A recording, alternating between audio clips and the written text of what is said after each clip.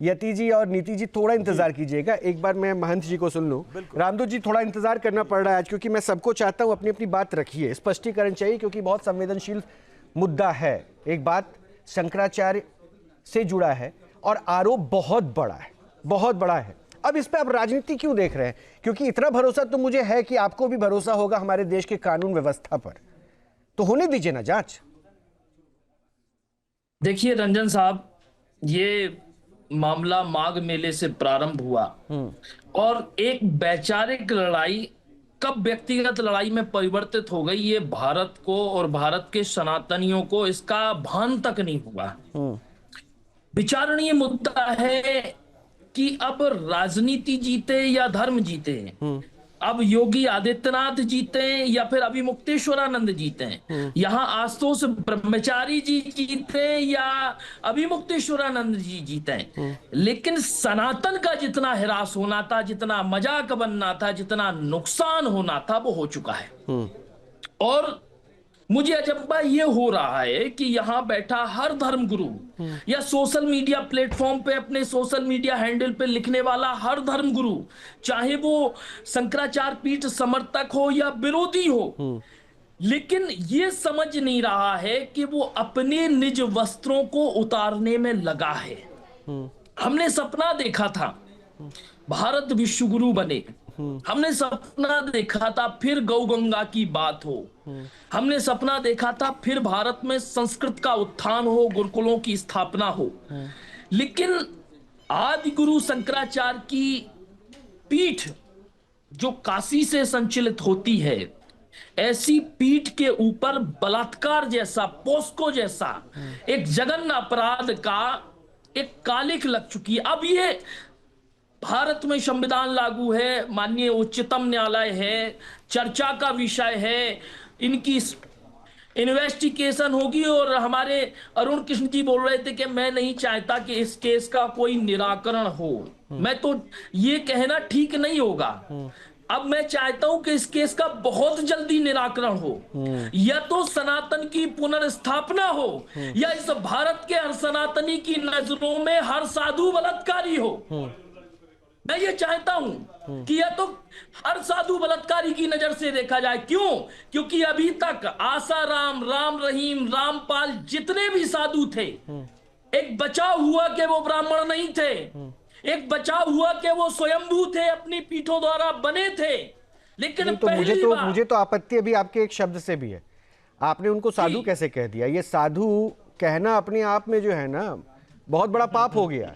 ऐसे दुराचारियों के लिए आपने साधु शब्द का इस्तेमाल कैसे? रंजन साहब, यहाँ तो तिलक लगा लेना, एक अच्छा चमक दमक वाला वस्त्र पहनना, बड़ी टीका लगा लेना, दाढ़ी रखा लेना, पाखंड तो कहाँ नहीं है, पाखंड कहाँ नहीं है रामदूत जी, ये तो आपसे बेहतर कौन जानेगा। लेकिन रामदूत जी एक बात है, मैं बहुत सरल लफ्ज में समझना चाह रहा हूं, उसके बाद यति जी और नीति जी भी इसको और अच्छे समझा देंगी। आपने कहा कि इतना बड़ा आरोप लग गया, इतना बड़ा मतलब इल्जाम लगा है शंकराचार्य के ऊपर, मैया सीता से बड़ा तो कोई नहीं होगा। मैया सीता को कितने आक्षेप झेलने पड़े और उनको भी साबित करना पड़ा, उनको भी साबित कर। आप कहां बराबरी कर रहे हैं? और अब हम कानून के दायरे में जी रहे हैं, वो व्यक्ति विशेष हैं, उनको भी कानून के दायरे में जांच की प्रक्रिया से गुजरना होगा।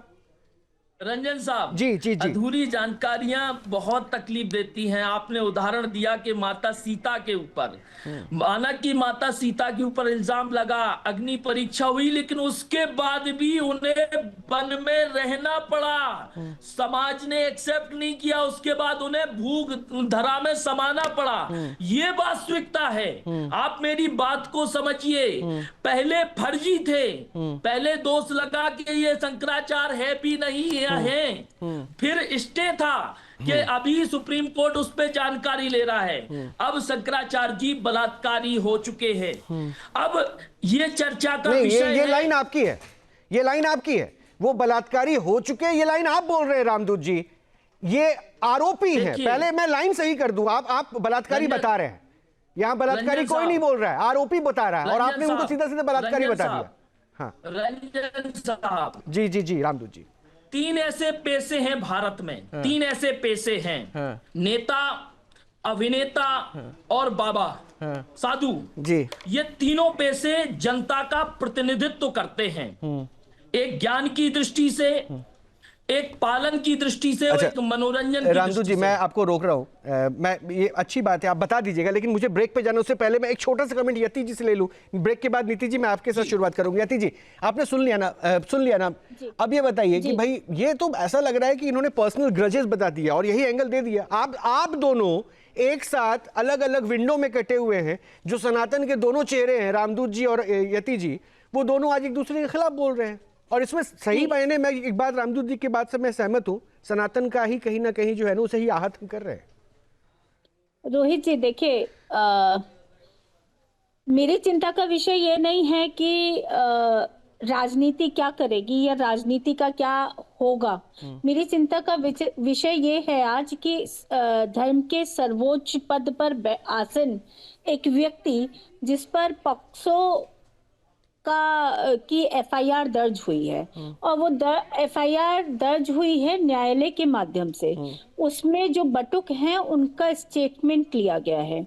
164 के अंतर्गत कोई दबाव नहीं होता। बटुक ब्राह्मण या जो भी कोई 164 के स्टेटमेंट के लिए जाता है, वो स्टेटमेंट बंद कमरे में होता है और उस स्टेटमेंट को बंद करके लॉक करके और बच्चों से स्टेटमेंट लिया गया। जी बिल्कुल इसी तरीके से होता है और बहुत कॉन्फिडेंशियल होता है। उसके बाद उसको एडवोकेट मुझे यति जी मैं माफी चाहूंगा, क्यों ये ऐसा लग रहा है कि वहां पॉलिटिकली कनेक्शन कुछ और हो गया, इसलिए अब वो आप लोगों के निशाने पर आ गया? नहीं रोहित जी, वो किसी के भी निशाने पर नहीं है। इस समय मामला सब जुडिस है और कोर्ट ने संज्ञान लिया है, और कोर्ट ने संज्ञान बटुक भैरवों के 164 के बयान, जो बटुक ब्राह्मण हैं उनके 164 के बयान के बाद लिया है।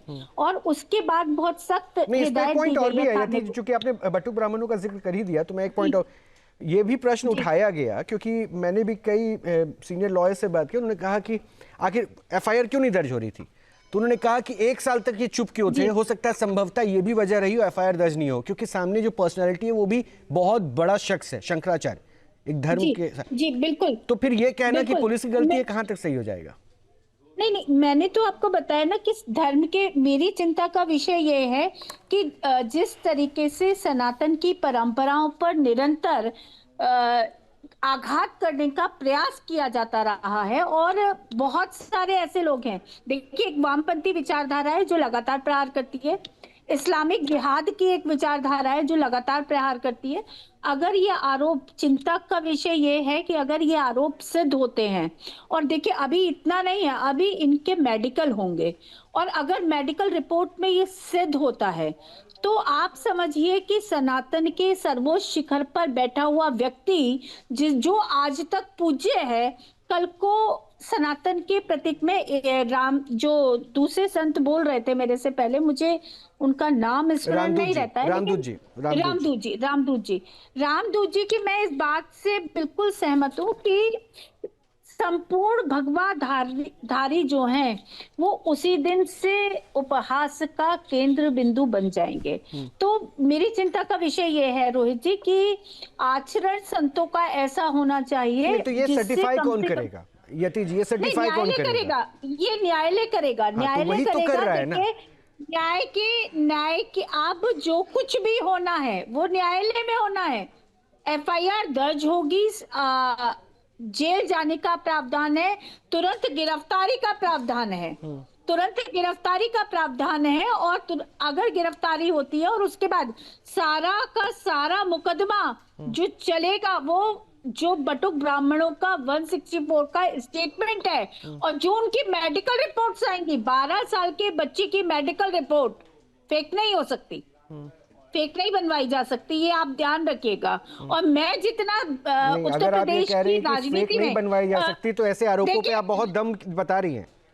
मैं रोहित जी, मैं कंक्लूड कर देती हूँ। देखिए, मैं उत्तर प्रदेश के मुख्यमंत्री से, वो मुख्यमंत्री है, एक अलग बात है, लेकिन वो एक संत है, और मैं जितना अनुभव मैंने उनके शासनकाल को अनुभव किया है, वो किसी भी कीमत पर ये नहीं चाहेंगे कि किसी संत की मर्यादा भंग हो, और वो किसी भी कीमत पर ये नहीं चाहेंगे। वो बहुत लोग उनको बहुत कुछ कहते हैं। अब आपने क्या महसूस किया? यति जी मैं वो नहीं जान सकता, लेकिन रोहित जी, लेकिन मैं वही लेकिन आपको बता रही हूँ। As a news anchor, as a journalist हमने ये देखा कि एक शंकराचार्य का नाम बेशक ना लिया हो, लेकिन कालनेमी की एंट्री तो हमारे इसी समाज के बीच में हुई ना। नहीं, बिल्कुल हुई। कालनेमी इस समाज में रहे ना, साधु के वेश में क्या रहे नहीं कालनेमी? ये क्या हमारे धर्म ग्रंथ से लेकिन कालनेमी को पॉजिटिव नहीं रखा गया ना, ये भी तो आप देखिए, पॉजिटिव थोड़ी ना उनका प्रेजेंटेशन होता है।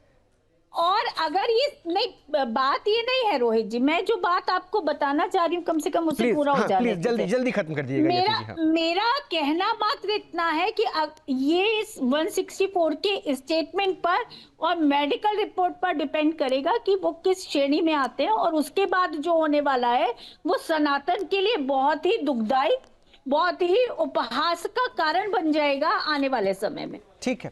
इस वीडियो में दी गई जानकारी केवल पौराणिक मान्यताओं, धार्मिक विश्वासों और ज्योतिषीय तथ्यों पर आधारित है। स्तुति इनकी पुष्टि नहीं करता। किसी भी उपाय को अपनाने से पहले संबंधित विशेषज्ञ से सलाह जरूर लें।